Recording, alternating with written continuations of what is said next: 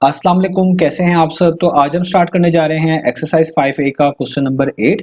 तो मेरे पास ये बुक 3 है जिसको हम D3 भी बोलते हैं और उसका ये अपडेटेड 7th एडिशन यानी न्यू एडिशन मेरे पास मौजूद है।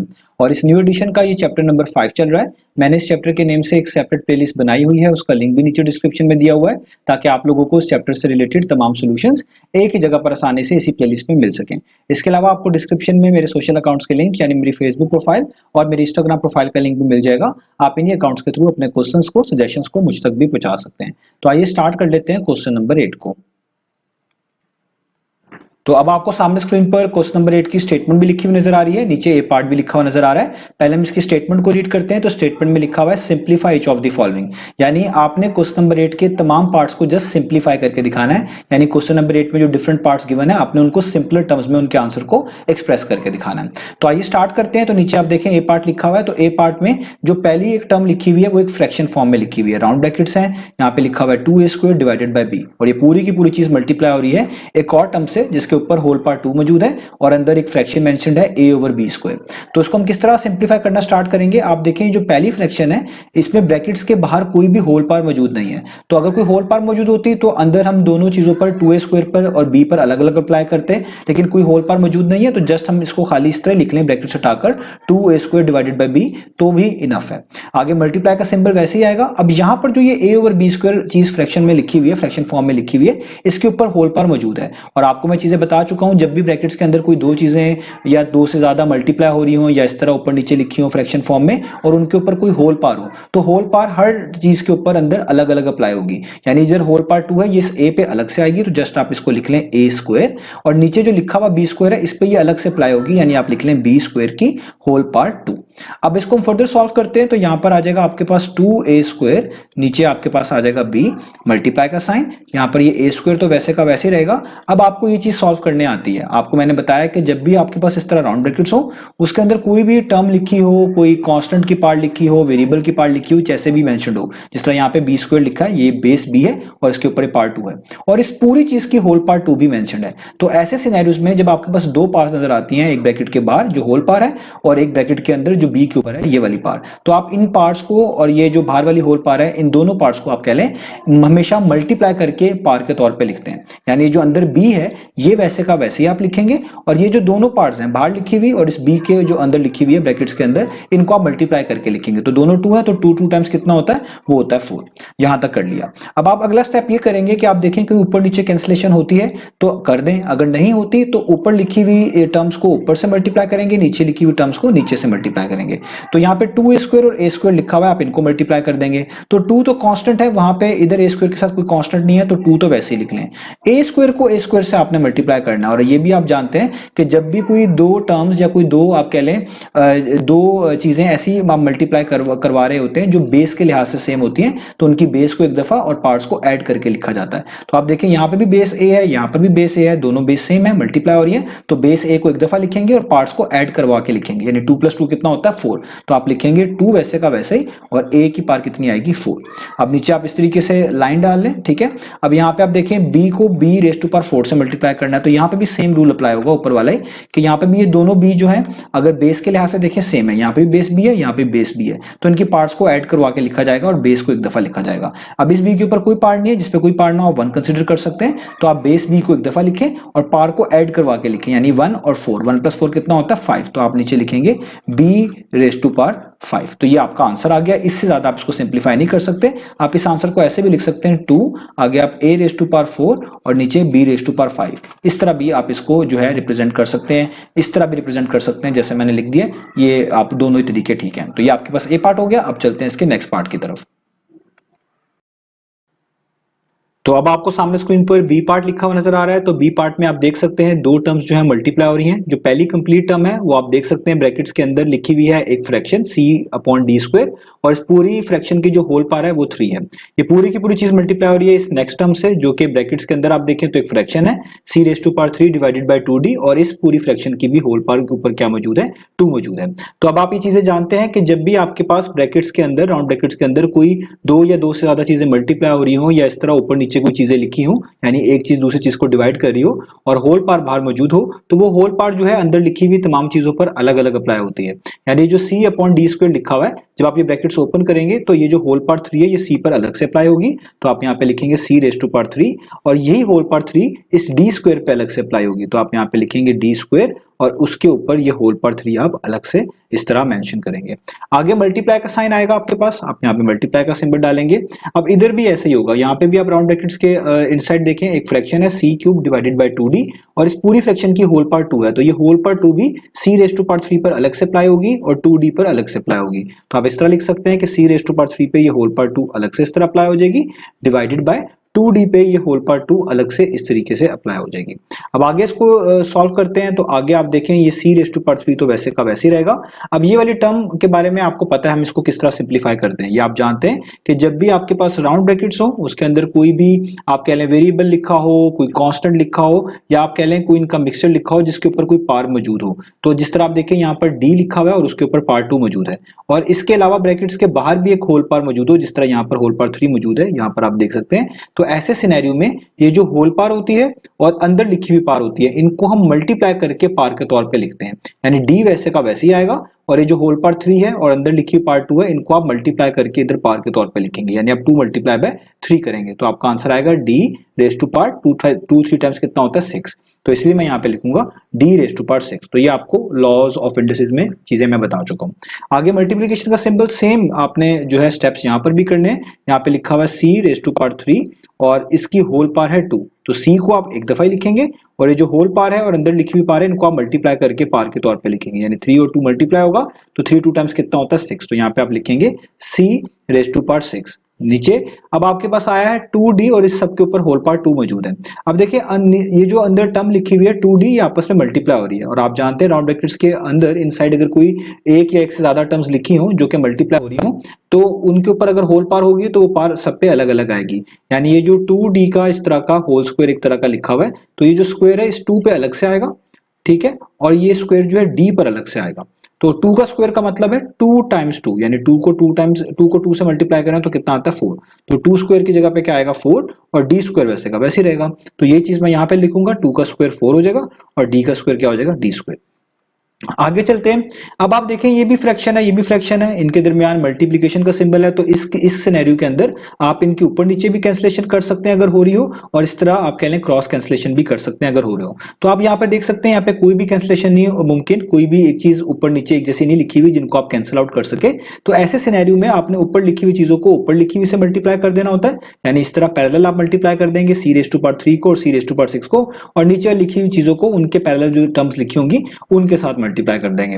तो पहले हम मल्टीप्लाई करेंगे सी रेज टू पावर 3 को सी रेज टू पावर 6 के साथ। तो अब हम किस तरह करेंगे ये आप जानते हैं कि जब भी कोई दो टर्म्स या कोई दो वेरिएबल्स या दो लेटर्स ऐसे हों जो बेस के लिहाज से सेम हो और मल्टीप्लाई हो रहे हो, तो आप क्या करते हैं उनकी बेस को एक दफा लिखते हैं और पार्ट्स को ऐड करके लिखते हैं। तो यहाँ पे सी रेज टू पावर 3 है, ये सी रेज टू पावर 6 है, तो बेस दोनों की सी है, सी को एक दफा लिखेंगे और पार्ट्स को ऐड करके लिखेंगे, तो 3 प्लस 6 करके लिखेंगे पार में, तो यहाँ पे 3 प्लस 6 कितना हो जाएगा 9। तो आप यहाँ पे लिख सकते हैं कि सी रेज टू पावर 3 को सी रेज टू पावर 6 से मल्टीप्लाई करेंगे तो सी रेज टू पावर 9 आ जाएगा। आगे नीचे इस तरह की लाइन डालें।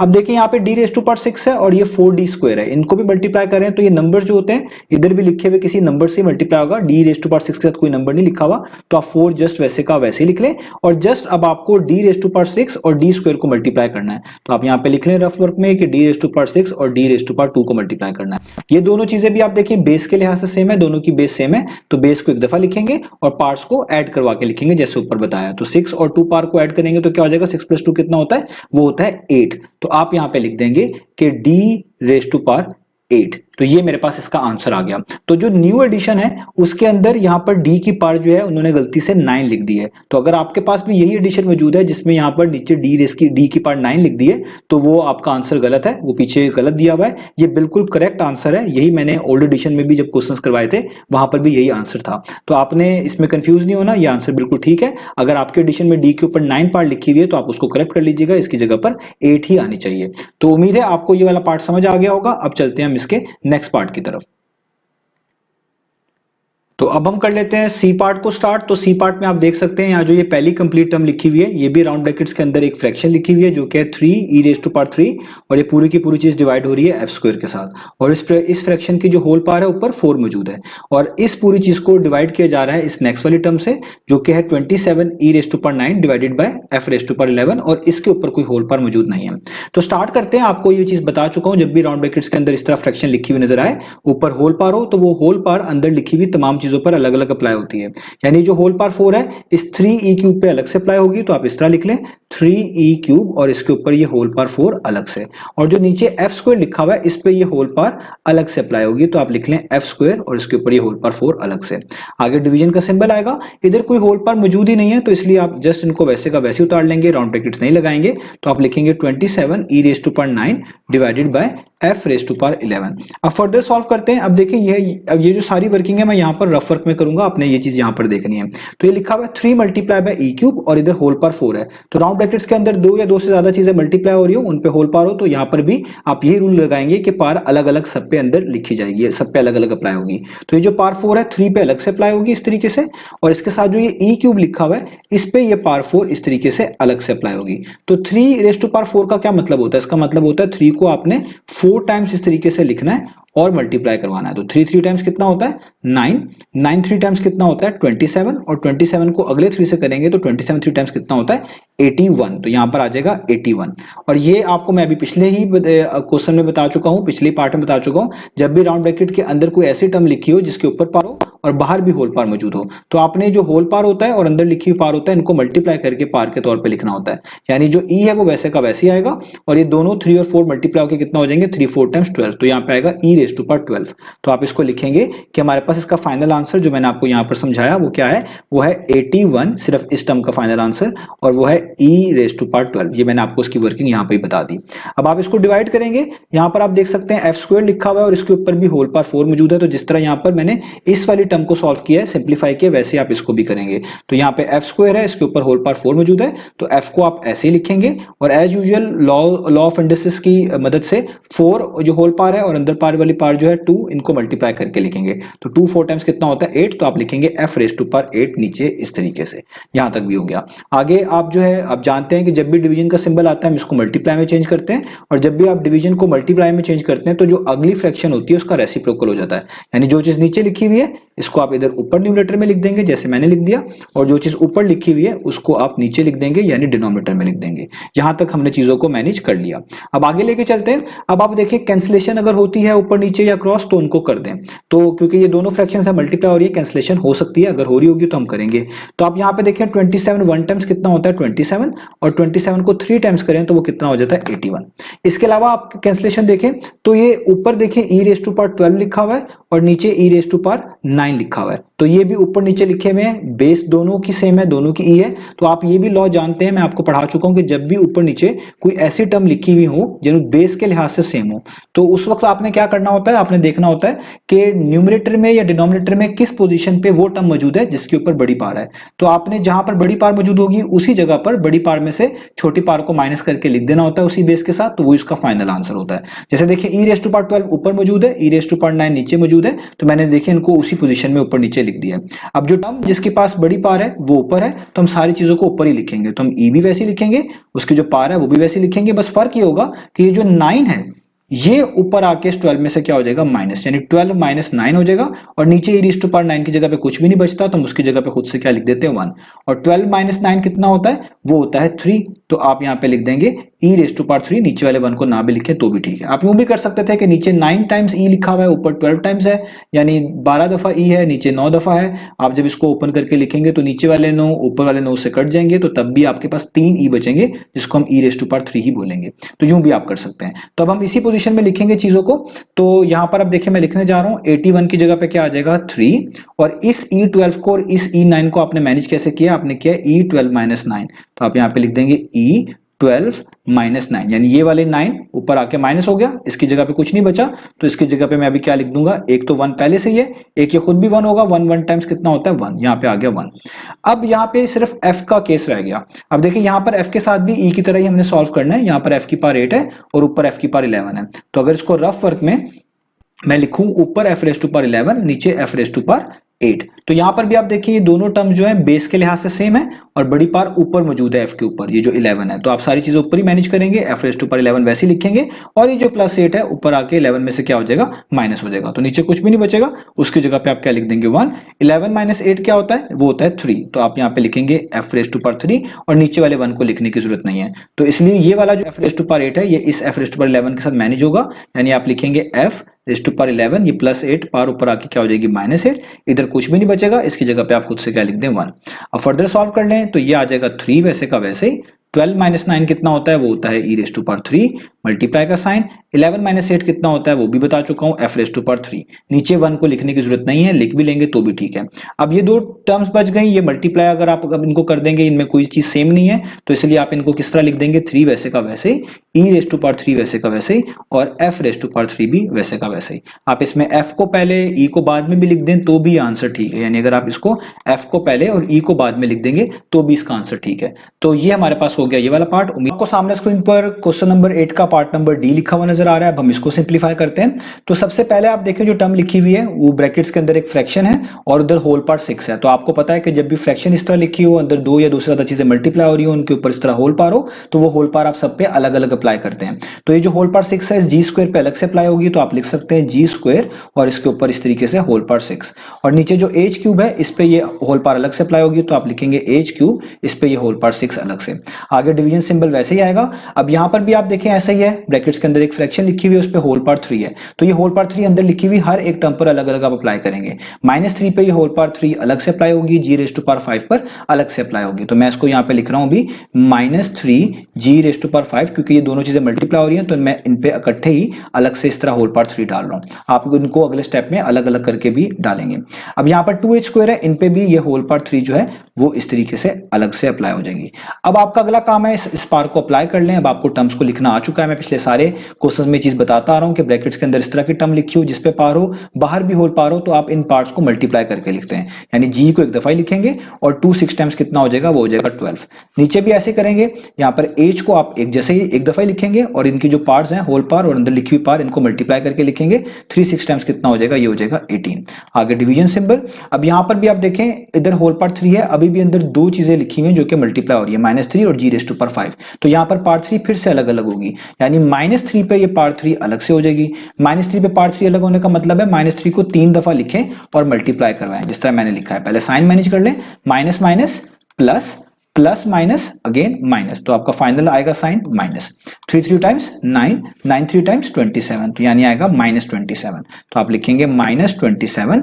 और यहाँ पर जो जी रेज़ टू पावर 5 है इस पे भी तो ये पार्ट 3 अलग से है, तो यहाँ पे भी आप क्या लिखेंगे, जी को एक दफा होल पार और ये वाली पार मल्टीप्लाई होती है, 5 3 टाइम्स 15 होता है, तो यहाँ पर आ जाएगा जी रेज़ टू पावर 15। ये सारे आपको रूल्स लॉज आ चुके हैं। आगे चलते हैं नीचे, तो यहाँ पर भी 2h स्क्वायर है, दोनों चीजें मल्टीप्लाई हो रही है, ऊपर होल पार मौजूद है, 2 पे अलग से पार 3 अप्लाई होगी, 2 पे अलग से 3 पार का मतलब है 3 दफा 2 लिखेंगे, मल्टीप्लाई करेंगे, 2 2 टाइम्स 4, 4 2 टाइम्स 8, तो आप नीचे लिखेंगे 8। और एच स्क्वायर पे ये पार 3 अलग से अप्लाई होगी, तो ये तो आपको लॉ पता ही है, हम एच को एक दफा लिखेंगे और ये जो पार है होल पार और ये वाली पार इनको मल्टीप्लाई करके लिखते हैं, 2 3 टाइम्स कितना हो जाएगा 6। तो यहां तक हमने चीजों को लिख लिया। अब अगला स्टेप क्या होगा हमारा, आपको पता है कि बीच में डिवीजन सिंबल आ रहा है, हम इसको हमेशा मल्टीप्लिकेशन में कन्वर्ट करते हैं, तो इसको आप मल्टीप्लाई में कन्वर्ट कर लें और जो आगे फ्रैक्शन लिखी होती है जब ये आप करते हैं तो उसका रेसिप्रोकल हो जाता है, नीचे लिखी हुई चीज को ऊपर लिख देंगे, यानी 8 h रेज़ टू पावर 6 ऊपर आ जाएगा और ऊपर लिखी हुई चीज को यानी -27 जी रेज़ टू पावर 15 को आप नीचे इस तरीके से लिख देंगे। अब आपने देखना है कि कुछ कैंसिलेशन होती है तो वो आपने करनी है, नहीं होती तो ऊपर लिखी हुई टर्म्स को ऊपर से और नीचे लिखी हुई टर्म्स को नीचे से मल्टीप्लाई कर देंगे। अब आप यहां पर देखें 8 और 27, कोई ऐसा नंबर नहीं है जो 8 और 27 दोनों को डिवाइड करता हो, यानी 8 और 27 में तो कोई कैंसिलेशन नहीं होनी। अब आगे बच गए ये जी और एच, तो आप देखें यहां पर जी रेज़ टू पावर 12 ऊपर लिखा हुआ है, यहां पर जी रेज़ टू पावर 15 नीचे लिखा हुआ है, तो ऊपर नीचे कैंसिलेशन हो सकती है। तो आपको समझाने की खातिर अगर मैं लिख दूं जी रेज़ टू पावर 12 ऊपर और नीचे लिख दूं जी रेज़ टू पावर 15, ये जस्ट समझने के लिए। तो आपको मैंने चीजें बताई हैं, जब भी ऊपर नीचे लिखी चीजें इस तरह हो यानी एक दूसरे को डिवाइड कर रही है और वो बेस के लिहाज से सेम होना लाजमी है। यहां पर भी बेस जी है, यहां पर भी बेस बेस जी है, तो आपने उस टर्म को देखना है कि जिसकी बड़ी पावर है। तो जो नीचे जी लिखा हुआ है इसके ऊपर बड़ी पावर है 15, 12 से बड़ा है, तो आपने सारी वर्किंग डिनोमिनेटर में करनी है। कैसे? आप इसी टर्म को दोबारा से लिखा करेंगे जो पहले से मौजूद है बड़ी बड़ी पावर के साथ g⁻15, और जो इसके अलावा टर्म थी ऊपर लिखी हुई सेम बेस के साथ, उसकी पावर को हमेशा इसकी पावर में से माइनस कर देंगे, बड़ी वाली पावर में से। तो बड़ी पावर 15 है, ऊपर छोटी पावर 12 है, तो 15 - 12 कर देंगे और लिखेंगे कहां पर? वहीं पर जहां पर वो टर्म मौजूद है जिसके ऊपर बड़ी पावर है। तो देखिए मैंने नीचे ही लिखा है, तो g⁻12 की जगह पे कुछ नहीं बचेगा, उसकी जगह पे क्या आ जाएगा 1। तो इसका मतलब हम यहाँ पे लिख सकते हैं कि g⁻12 की तो पावर ने नीचे जाके माइनस हो जाना, तो इसकी जगह पे तो कुछ नहीं बचना। यहाँ पे आप क्या लिख देंगे 1, यहाँ पे मल्टीप्लाई का सिंबल, यहाँ पर आपके पास -27 तो नहीं कटने वाला, वो वैसे का वैसे ही, और इस g⁻15 को आप बिल्कुल वैसे ही लिखेंगे जैसे मैंने यहाँ पे लिखा g⁻15 - 12, यानी ये g⁻12 की जो पावर है ये नीचे आके मैनेज होगी, माइनस हो गई। इस तरह भी आप समझ सकते हैं। अब ये जो ऊपर वाला 1 है ये आपका यही हो गया जो मैं लिख चुका हूं। अब आगे आप देखें ऊपर क्या तब्दीली आएगी, 8 ने तो कटना नहीं है, तो 8 को भी वैसे ही लिख लें। अब सेम प्रोसेस यहां पर होना है, यहां पर h⁻18 नीचे लिखा हुआ है, इधर h⁻6 ऊपर लिखा हुआ। तो अगर मैं इसी पैटर्न में लिखूं h⁻6 ऊपर, h⁻18 नीचे, तो फिर आप देखें दोनों चीजें जो है बेस के लिहाज से सेम है, ऊपर नीचे लिखी हुई यानी एक दूसरे को डिवाइड कर रही है। तो ऐसे सिनेरियो में बड़ी पावर में से छोटी पावर को माइनस करवाना होता है। तो बड़ी पावर नीचे मौजूद है 18, छोटी पावर ऊपर है, तो जहां पे बड़ी पावर होती है, जिस टर्म की वो बड़ी पावर होती है, वहीं पे सारी वर्किंग होगी। तो आप h⁻18 को वैसे ही लिखेंगे, ये ऊपर वाली 6 इसमें से आगे क्या हो जाएगी माइनस, और ऊपर कुछ भी नहीं बचेगा, उसकी जगह पे क्या आ जाएगा 1। तो यही आपने प्रोसेस यहाँ पे कर देना है। इधर h⁻6 की जगह पे आप कुछ भी ना लिखें या मल्टीप्लाई बाय 1 लिख लें, आपकी मर्जी, दोनों से एक ही बात है। और नीचे जो h⁻18 है ये क्या करेगा, यहाँ पे हो जाएगा h⁻18, ये जिस तरह मैंने आपको यहाँ पर समझाया -6, यानी ऊपर वाली पावर, ऊपर वाले जो 6 थे h, ये नीचे आके एक तरह के इसमें रिजॉल्व हो गए, या आप कह लें +6 पावर यहाँ के माइनस होगी, ऊपर कुछ भी नहीं बचा। अब आप इसको फर्दर सॉल्व कर लें, तो आपके पास क्या बच गया, ऊपर 1, 18 - 6 कितना हो जाएगा, वो हो जाएगा 12, यानी h⁻12, मल्टीप्लाई का साइन 8 1 टाइम्स तो 80 होता है, नीचे क्या बच गया -27, और 15 - 12 आपको पता है क्या होता है, वो होता है आपके पास 3, तो ये g⁻ हो गया 3। अब और कुछ कैंसिलेशन हो नहीं सकती, तो ऊपर वाली चीजों को ऊपर के साथ यानी पैरेलल मल्टीप्लाई कर दें, 8 1 टाइम्स कितना होता है 8, और नीचे लिखी हुई चीजों को नीचे के साथ यानी अपने पैरेलल मल्टीप्लाई कर दें। इनमें कुछ भी चीज सेम नहीं है, तो जस्ट कांस्टेंट को आप पहले लिख लें -27, और आगे इन दोनों चीजों को जस्ट मिलाकर लिख लें, यानी आप लिख लें h⁻12 और g⁻3। g⁻3 को पहले और h⁻12 को बाद में भी लिख सकते हैं, इससे आपके आंसर में जो है कोई फर्क नहीं आएगा। यानी अगर आप इसको ऐसे भी लिख लें 8/-27, g को पहले और h को बाद में, तो भी ठीक है। इस नेगेटिव साइन को ऊपर लिख लें तो भी ठीक है, इधर साइड पे लिख लें तो भी ठीक है। इन सारे आंसर्स का एक ही मतलब है। तो उम्मीद है आपको इस तमाम के तमाम पार्ट्स अच्छे से समझ आ गए होंगे। इंशाल्लाह अब हम अपनी नेक्स्ट वीडियोस में मिलेंगे बाकी सॉल्यूशंस के साथ।